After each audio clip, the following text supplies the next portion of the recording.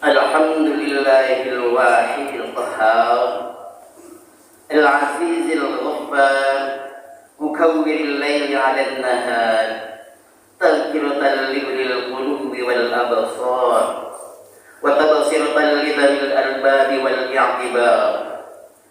Ashhadu an la ilaha illallah wahdahu la syarika lah al-malikul ghaffar wa ashhadu anna Muhammadan 'abduhu wa rasuluh sayyidul khalaiqi wal bashar.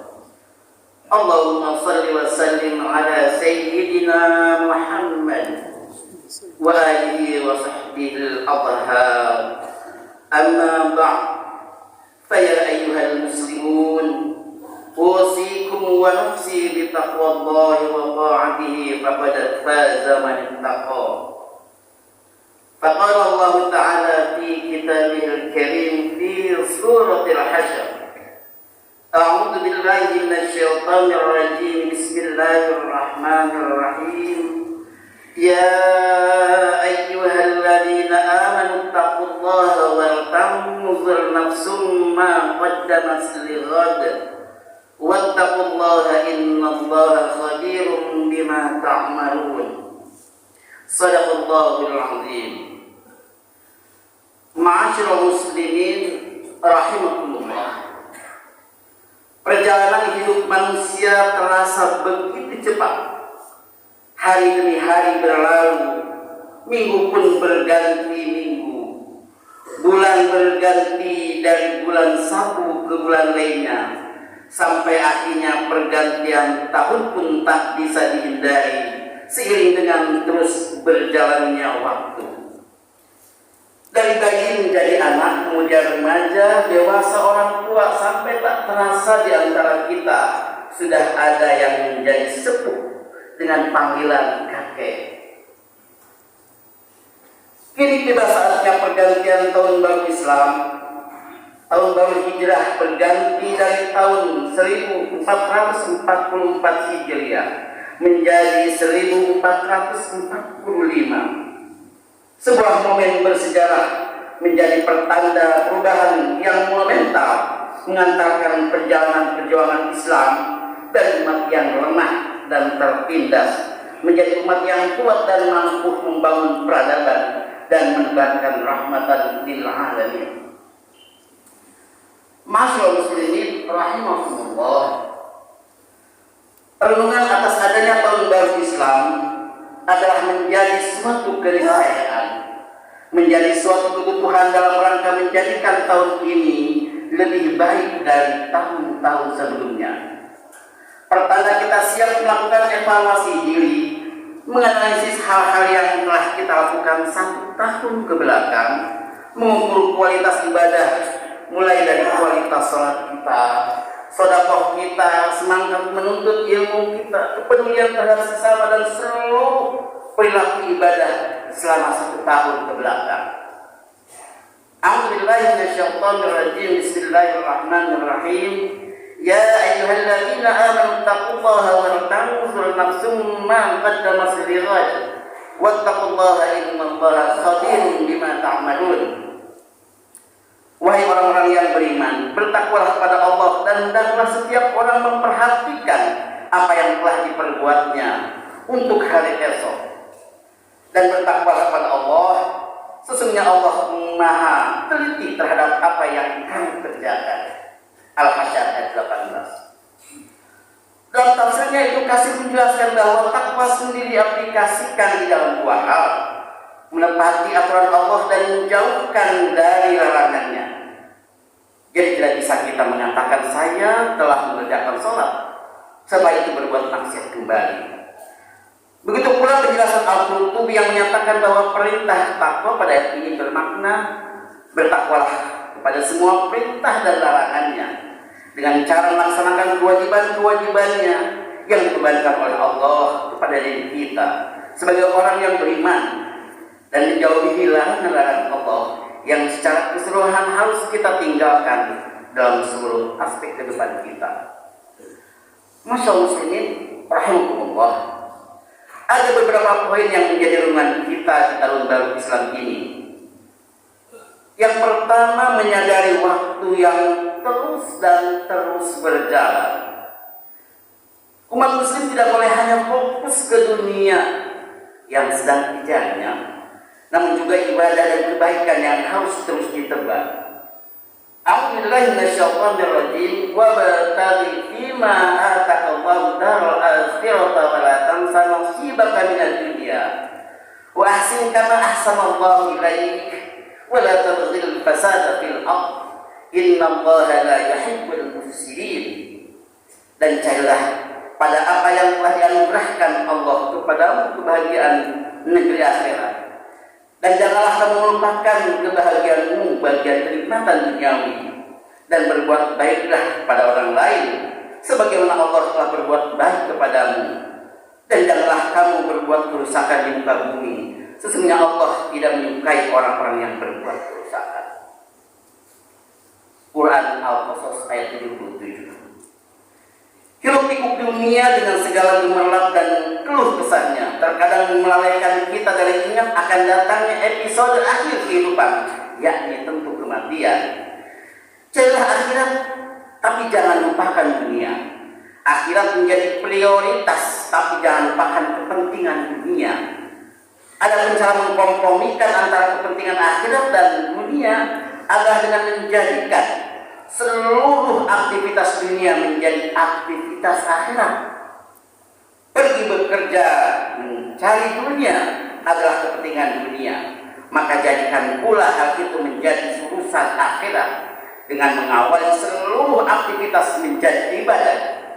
Berangkat dengan membaca basmalah, dilanjutkan dengan berdoa Bismillahirrahmanirrahim, la haula wala quwwata illa billahil aliyyil azim. Maka seluruh aktivitas dunia kita menjadi aktivitas akhirat dikawal dengan bismillah dan hamdalah, sehingga nilai-nilai universal agama akan terintegrasikan dalam seluruh aktivitas kehidupan sehari-hari. Nilai universal tersebut adalah kejujuran, sabar, semangat juang, gotong royong, kepedulian, tanggung jawab, kerjasama, dan seluruh nilai-nilai yang menjadi karakter umat Islam sebagai bekal membangun peradaban dunia, sehingga mengantarkan Islam menjadi salah satu peradaban yang besar dan telah menorehkan dalam sejarah peradaban manusia akan kejayaan peradaban Islam. Masyaallah muslimin rahimakumullah. Pelajaran kedua yang dapat kita ambil adalah adanya kesadaran menghadapi ujian dari Allah. A'udzubillahi minasyaitonir rajim. Alladzi khalaqal mauta wal hayata liyabluwakum ayyukum ahsanu amalan wa huwal azizul ghafur. Yang menjadikan mati dan hidup supaya Dia menguji kamu siapa di antara kamu yang lebih baik amalnya, dan Dia Maha Perkasa dan Maha Pengampun.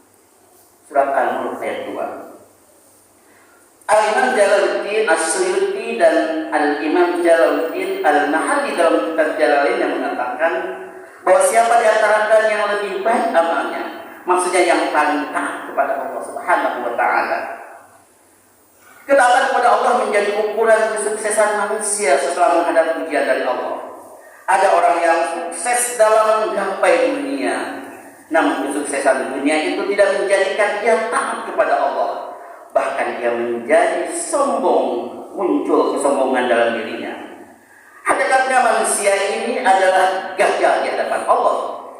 Namun sebaliknya ada manusia yang biasa saja dalam menggapai dunia, namun dia tetap ada dalam taat kepada Allah dengan cara beribadah, sholat khusyuk, dan tentu ia berbuat kebaikan terhadap sesama manusia. Lidahnya terjaga, tidak menyakiti orang lain, selalu terpanggil jika ada azan dan kebaikan, dan terus mencari majlis-majlis ilmu dalam rangka meningkatkan keimanannya. Maka sesungguhnya manusia ini adalah manusia yang sukses di hadapan Allah Subhanahu wa taala.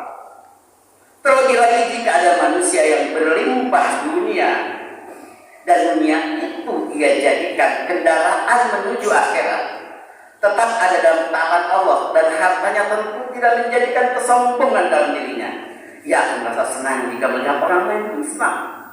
Sosok inilah di hadapan Allah yang dituangkan dalam doa yang selalu kita panjatkan. A'udzubillahi minasyaitonir rajim. Wa minhum man yaqulu rabbana atina fid dunya hasanatan wa fil akhirati hasanatan wa qina adzabannar. Dan di antara mereka ada orang-orang yang berdoa, ya Tuhan kami, berilah kami kebaikan di dunia dan kebaikan di akhirat, dan berilah kami dari siksa neraka. Imam Ali As-Sabuni dalam Shafaq Tafasir mengatakan, fal hasanatu fid dunya tastamil as-sihhata wal afiyata wa darul rahbah wa zawjatal hasanah wa rizqal wasi'a ila ghairi ma hunalik. Wal hasanatu fil akhirah tastamil min al-amn wal faza'il akbar wa taysiril hisab wa dukhulil jannati wan nazri ila wajhil karim.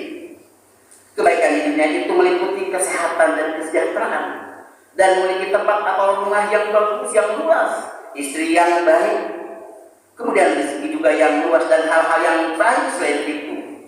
Adapun kebaikan di akhirat adalah meliputi rasa aman dari rasa takut yang sangat besar, dimudahkan dalam bisa masuk surga, dan tentu dapat berjumpa dengan Allah Subhanahu wa Ta'ala. Muslimin rahimahullah. Pelajaran yang terakhir, yang ketiga dari hikmah baru Islam ini adalah semangat hijrah untuk lebih baik dari tahun-tahun sebelumnya. Baginda Rasulullah SAW menyampaikan sabdanya, al-muhajiru man hajaru man Allahu anhu. Riwayat Bukhari. Orang yang berhijrah itu adalah orang yang berhijrah meninggalkan apa yang dilarang oleh Allah Subhanahu wa Ta'ala. Ketika kita menginginkan ibadah yang khusyuk, bagaimana kita bisa menyamai ibadah kekhusyuan kita dengan baginda Rasul? Bagaimana kita bisa menyamai kesalehan kita dalam beribadah jika dibandingkan dengan para ulama, jika dibandingkan dengan para syuhada sholihin? Maka Allah berfirman, fattaqullaha mastata'tum at-taqabul. Ayat 16, bertakwalah kamu kepada Allah menurut kesanggupanmu. Demikian pula hadis Nabi, mana itu anhu fajtanibu wa ma amartum bi fa'tu minhu mastata'tum. Apa yang aku larang untukmu maka jauhilah, dan apa yang aku perintahkan untukmu maka kerjakanlah menurut kesanggupanmu. Muttafaqun alaih. Dari hadis ini jelas kita tidak mungkin dapat menyamai kesalehan apa yang telah dilakukan oleh para nabi, para aulia, para syuhada, dan para ulama-ulama yang sangat-sangat terjaga kesalehannya. Tapi kita tidak meninggalkan. Ketika kita meninggalkan sesuatu perkara keburukan, tentu insya Allah kita bisa melakukan meninggalkan kemaksiatan sebagaimana yang telah dilakukan oleh para syuhada, aulia, dan para ulama. Tidak mau, tidak makan basi, tidak bergunjing, tidak menghadiri anak yatim, dan lain sebagainya. Maka hadis ini memberi kabar gembira bagi kita bahwa sesungguhnya hijrah itu adalah meninggalkan sesuatu yang dilarang oleh Allah. Ketika intan berlian dibersihkan dari lumpur yang menutupinya, maka lama-kelamaan muncullah keindahan berlian tersebut.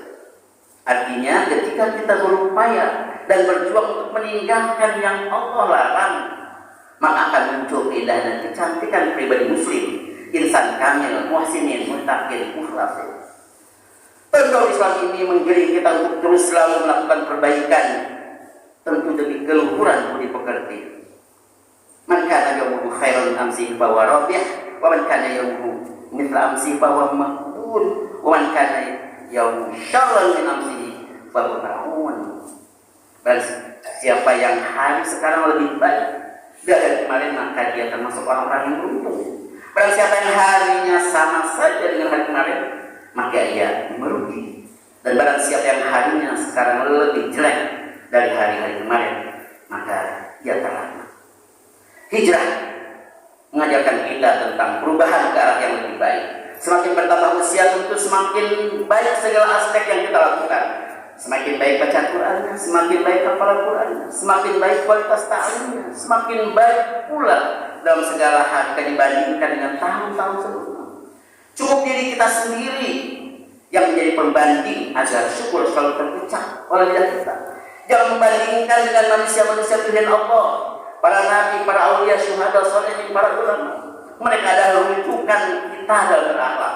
Namun ketika tahun baru berganti tahun, maka progres perbaikan yang kita lakukan akan dibandingkan dengan apa yang sudah kita lakukan pada masa-masa sebelumnya atau tahun-tahun sebelumnya. Masyaallah, rahimahullah.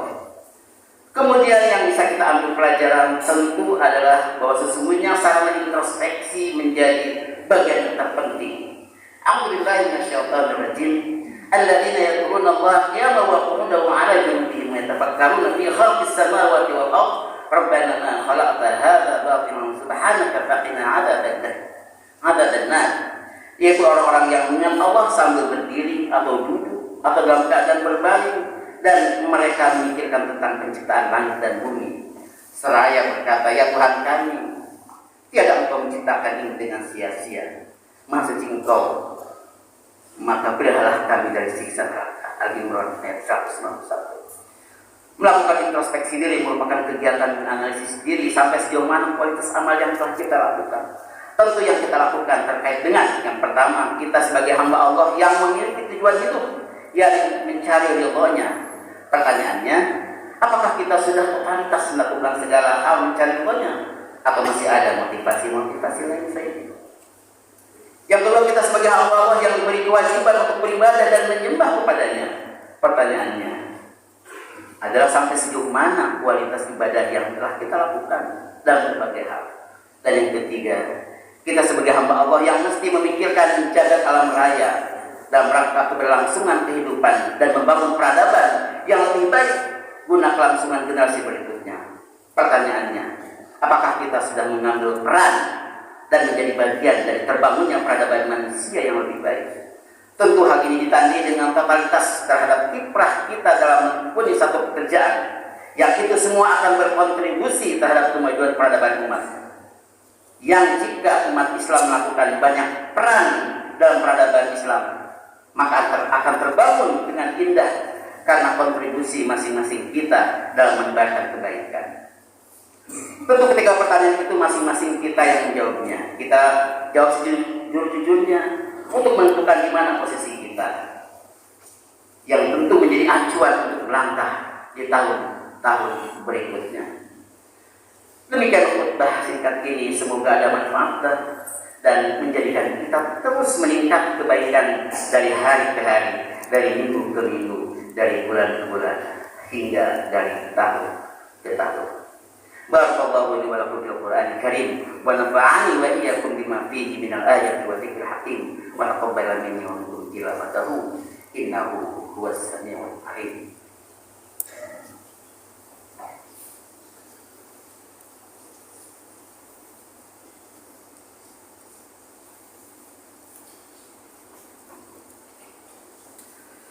Alhamdulillah, nahmaduhu wa nasta'inuhu wa nastaghfiruh wa na'udzu bihi min shururi anfusina wa min sayyiati a'malina. Ashhadu an la ilaha illallah wahdahu la syarika lah wa ashhadu anna sayyidana Muhammadan 'abduhu wa rasuluh. Allahumma salli wa sallim ala sayyidina Muhammad nabiyyi rahmah wa ala alihi wa sahbihi min yawmina hadha ila yawmin nab'ah. Amma ba'd. Ayyuhan nas, usikum bi taqwallahi wa ta'atihi faqad fazal muttaqun. فقال الله تعالى إن الله وملائكته يصلون على النبي يا أيها الذين آمنوا صلوا عليه وسلموا تسليما. اللهم صل وسلم وبارك على سيدنا محمد وعلى آل سيدنا محمد كما صليت وباركت على سيدنا إبراهيم وعلى آل سيدنا إبراهيم في العالمين إنك حميد مجيد برحمتك يا أرحم الراحمين. اللهم اغفر للمؤمنين والمؤمنات والمسلمين والمسلمات الأحياء منهم والأموات إنك مجيب الدعوات يا قاضي الحاجات. اللهم أعز الإسلام والمسلمين. اللهم أصلح ولاة المسلمين بما فيه صلاح الإسلام والمسلمين. ربنا آتنا من لدنك رحمة وهيئ لنا من أمرنا رشدا. ربنا لا تزغ قلوبنا بعد إذ هديتنا وهب لنا من لدنك رحمة إنك أنت الوهاب.